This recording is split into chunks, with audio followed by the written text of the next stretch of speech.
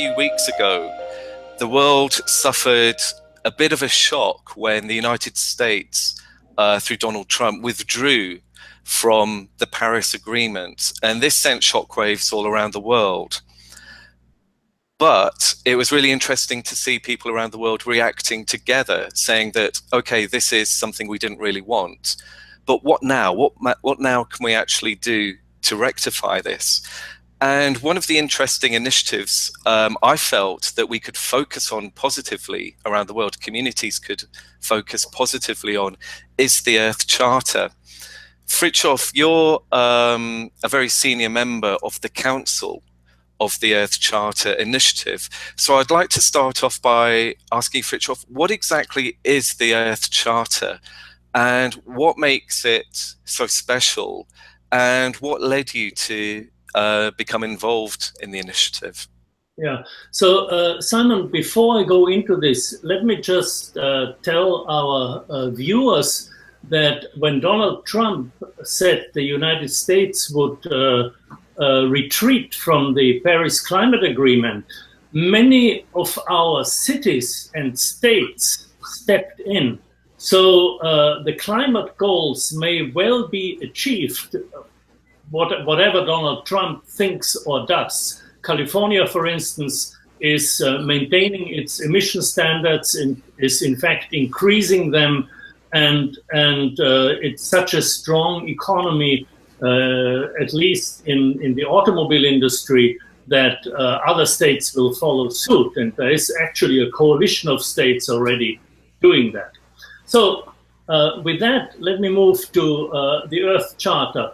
The Earth Charter is, in my view, a very important document because it provides a detailed vision of a future world that is sustainable, just, and peaceful.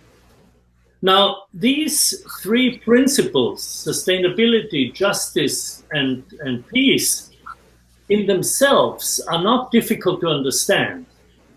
But to apply them in detail to education, business, politics, and so on is quite a task.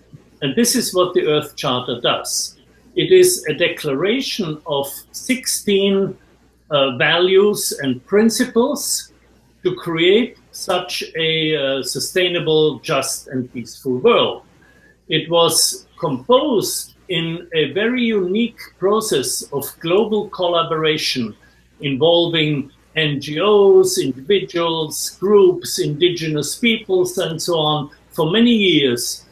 And when you read it today, it was completed in 2000, and when you read it today, it's still fully valid, and it is really a magnificent summary of exactly the kind of ethics, the kind of values we need today. Could I just read, I've got the Earth Charter in front of me. I'd love to just read the very first paragraph. It is quite, well, it's not a huge document, it's quite compact, but I love the way the Earth Charter starts. And I'd like to read this to really start our webinar, because I think it's a wonderful place to start. We stand at a critical moment in Earth's history, a time when humanity must choose its future. As the world becomes increasingly interdependent and fragile, the future at once holds great peril and great promise. To move forward, we must recognize that in the midst of a magnificent diversity of cultures and life forms, we are one human family and one Earth community with a common destiny. We must join together to bring forth a sustainable global society founded on respect for nature, universal human rights, economic justice, and a culture of peace. Towards this end, it is imperative that we, the peoples of Earth, declare our responsibility to one another, to the greater community of life, and to future generations. I think that's a wonderful framing of the Earth Charter. So, Fritjof, how are people actually getting involved? Because I know nowadays you still have a great involvement as in the Earth Charter initiative. Could you talk a little bit about how people can really get involved with the Earth Charter? How I got involved in it. I have known about the Earth Charter for many years, and I actually had a copy of the text for many years, but never really studied it, in great detail.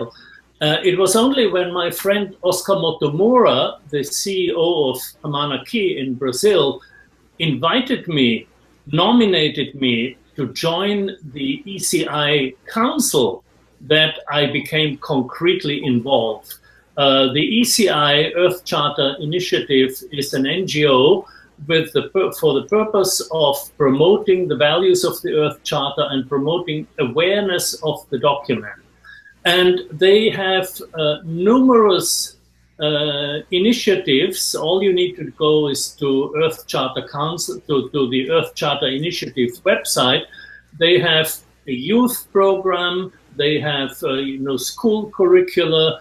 They have courses and seminars in Costa Rica where they are headquartered, and just an enormous amount of programs. Let me also mention, Simon, for our viewers, that Amana Key and Oscar Motomura are an individual and an organization I have known for over 20 years. They are an executive education program, and I'm on their faculty. And they have also produced the videos for my online course. So this has been a very long collaboration for many years.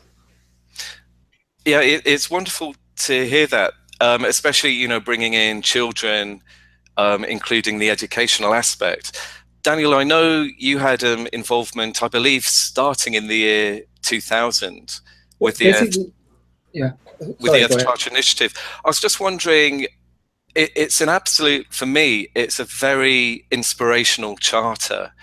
But what are the kind of next steps? Could you talk a little bit about your experience in projects that have maybe been inspired by the Earth Charter? Yeah, let me just first say that basically the person that really drove the development of the Earth Charter was Mikhail Gorbachev and his organization Green Cross. And then in 2000, when it was launched, for a brief time, I was involved with a friend. At the time, it was still a postcard initiative where we tried to get institutions and people to lobby their national governments to get the Earth Charter endorsed by the United Nations at the New Year's celebration of 2001. So really the beginning of a new millennium, and make a really conscious statement as humanity to embrace the kind of values that you...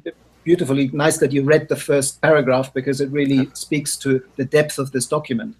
And it builds a bridge to the UN has recently, or not so recent, 2015, launched Agenda 2030, and launched the SDGs, the Sustainable Development Goals. And really, these are concrete steps towards trying to create the kind of world that the Earth Charter speaks of. So I think as much as there is critique about the UN and top-down processes, just like the Earth Charter, in the Earth Charter it was thousands of scientists and as Fritjof said, community activists and so on that were involved in drafting this document. The SDGs also involved a consultatory process, the biggest one in the United Nations, and included over 1 million people that were asked for comments, and 3,000 people in the core team.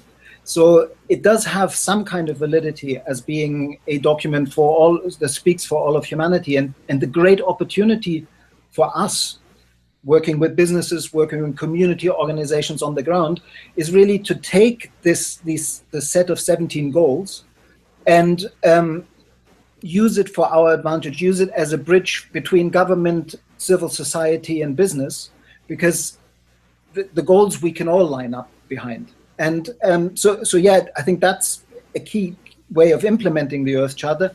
But I love the idea that we brought in the Earth Charter, and that Fritjof wanted to also speak about this, because it is a document that we shouldn't forget. I think we should actually, what we tried to do in 2000, we should keep trying to do this. We should, at this point, the UN has often mentioned the Earth Charter as a good document, but it hasn't formally endorsed it.